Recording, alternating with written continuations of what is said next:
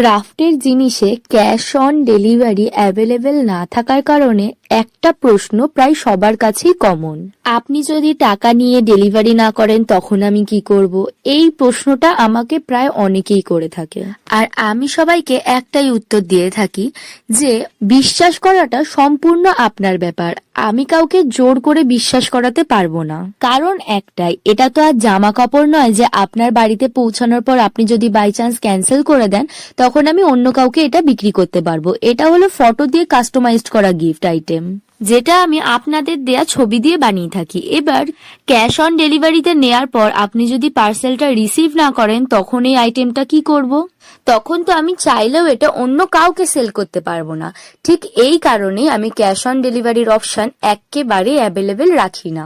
আমার থেকে কিছু নিতে হলে হাফ টাকা অ্যাডভান্স করে বুক করতে হবে আর শিফট দেওয়ার আগে পুরো টাকা কমপ্লিট করতে হবে।